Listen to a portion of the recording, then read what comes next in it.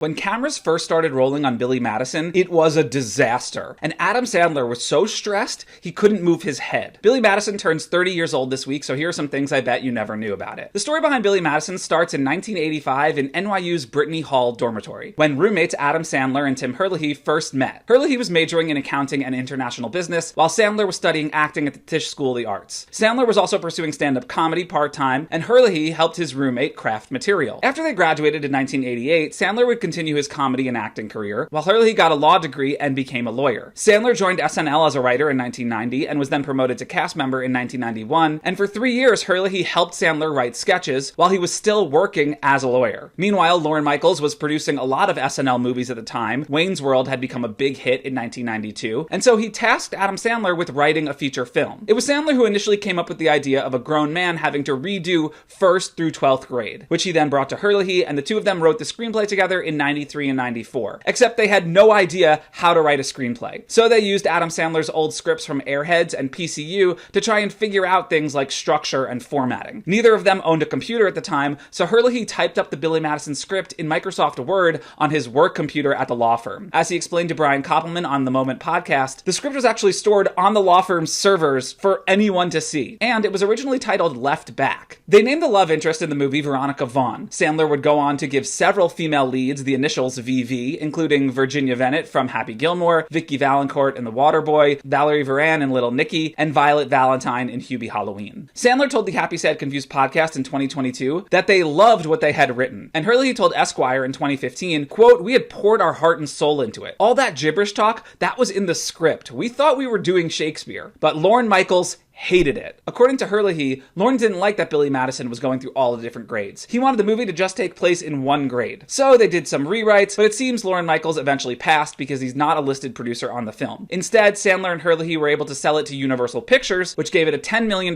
budget and a planned release date of February 10th, 1995. Universal's first choice for director was Tamra Davis. Davis had directed a ton of high-profile music videos and the 1993 Chris Rock comedy CB4. As she told the Washington Post, in 1994, Universal asked me to fly to New York to meet with young Adam Sandler. I have a fondness for Jewish boys from New York and thought our meeting went well, but later heard from the studio that Adam wanted to work with an old friend. And yeah, Sandler instead got Universal to hire Steven Kessler to direct the film. Kessler had given Sandler one of his first acting jobs in a commercial. A couple notes on casting. Sandler's good friend Alan Covert was supposed to play Jack, and David Spade was also considered, but it went to Mark Beltzman. Sandler wanted Bob Odenkirk to play the villain Eric Gordon, but Universal said no because they didn't think Odenkirk had enough serious acting experience. So then the studio held auditions, and Philip Seymour Hoffman went out for the part. Sandler was blown away by Hoffman's audition and begged Universal to cast him in the role. They were hesitant, but eventually agreed, only for Hoffman to turn it down. Sandler then personally called Philip Seymour Hoffman to change his mind, and when Adam asked why he didn't want to do the movie, Hoffman said simply, quote, "I just don't want to." And that was that. Jeff Daniels was also offered the role, but he opted to do Dumb and Dumber instead. The role eventually went to Bradley Whitford, who is perfect, by the way. Sandler and Philip Seymour Hoffman would later work together in Punch Drunk Love. Charles Bronson turned down the role of Billy's father, which ended up going to Darren McGavin. Bridget Wilson was 20 years old when she auditioned, and the studio thought she was too young. But because of her chemistry with Sandler, they eventually approved her casting. Sandler was 27 at the time of making the movie. Despite the fact that Buscemi and Chris Farley make very memorable appearances in Billy Madison, their participation was actually uncredited. The movie also includes legendary SNL writers Jim Downey and Robert Smigel in small roles. And here's a random fact. Josh Mostel, aka Principal Anderson, is the son of Broadway legend Zero Mostel. At some point during development, Airheads writer Rich Wilkes was brought in to do an uncredited rewrite on the film. According to Looper, he straightened out the plot and made the comedy feel less episodic. But according to Herlihy's interview with Esquire, he and Sandler threw out almost all of Wilkes' changes. The only thing they kept from Wilkes was the O'Doyles. Wilkes named them after Brian Doyle Murray and made them ginger so that they would stand out. Billy Madison started filming June 26, 1994 in Toronto. By coincidence, Sandler's SNL buddies Chris Farley and David Spade were also filming Tommy Boy in Toronto at the same exact time, but a little bit more on that later. The mansion exteriors were shot at Parkwood Estate in Oshawa, while interiors were filmed at Casa Loma, and the entrance to the mansion was filmed at Mary Lake Augustinian Monastery in King City. The start of production on Billy Madison was a mess, and it seems director Steven Kessler was to blame. Universal was not happy with the footage Kessler had shot. As Sandler told Entertainment Weekly in 1995, quote, "The studio wanted a less stylized movie, more of me being a goof." And so the studio fired Kessler 2 weeks into filming. Sandler Sandler went on to say, "It was very sad, like breaking up with a girlfriend, but he's doing well." Universal then went back to Tamra Davis, who was down to take the job at the last minute. As she explained, quote, "I flew to the set in Toronto on a Thursday and started work on a Monday. The movie was in trouble. Adam was so stressed that his neck had stiffened up and he couldn't move his head. My job was to save the film and make it funny." Davis said because of the low budget and physical distance from the studio, they had a lot of freedom to make the movie they wanted to make, and that producer Bob Simmons protected them from studio executives. She admits that neither she nor the studio really understood Sandler's humor at first. Quote, "Most of what was scripted didn't make much sense to me at first, but she trusted Sandler to do his thing and let him improvise a lot." Quote, "I don't remember the shampoo is better conversation Adam has with himself being in the script, but that was what happened when Adam was loose and having fun." Davis says Sandler had the idea for the dodgeball scene one night in the middle of production. He thought it would be hilarious for him to really pelt the kids. The production had to get special permission from the kids' parents just to do the scene. And Davis said, quote, "The kids started crying as soon as the ball hit them, so I had to cut away before the audience could see." Davis also explains that E! News was making a set visit that day, and she worked to keep the reporters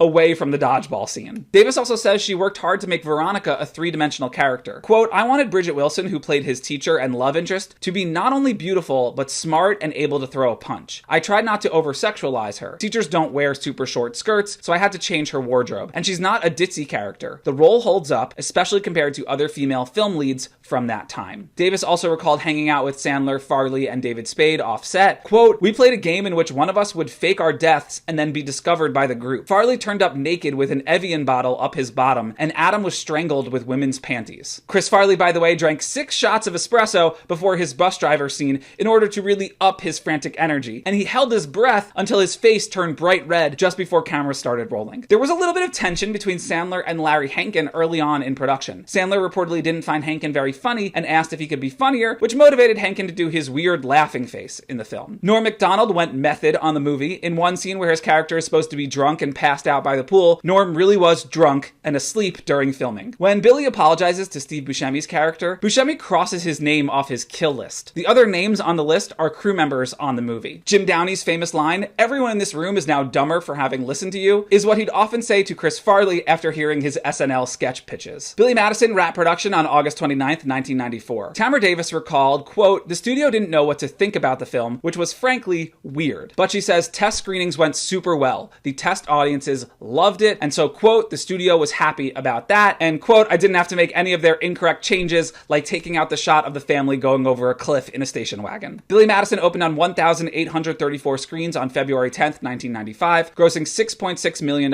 opening weekend, which was enough to land it at number 1. It would go on to gross $25.6 million total, more than twice its $10 million budget. Critics didn't love it. Today, 40% of the 48 reviews assessed by Rotten Tomatoes are positive. Sandler was personally hurt by the bad reviews at the time, especially the hate from Siskel and Ebert. Adam Sandler was nominated at the 1995 MTV Movie Awards for Best Comedic Performance, but he lost to Jim Carrey in Dumb and Dumber. Sandler was actually writing Happy Gilmore while filming Billy Madison, and he offered the job of director to Tamra Davis, but she passed on the project. Despite Billy Madison's mixed reviews and modest box office success, the movie is now considered one of Adam Sandler's best comedies and has a devoted cult following thanks to its second life on VHS, DVD, and cable. In 2020, there were rumors that a sequel to Billy Madison was in the works, but nothing ever came of it. That said, a sequel to Happy Gilmore is coming to Netflix this year, so never say never.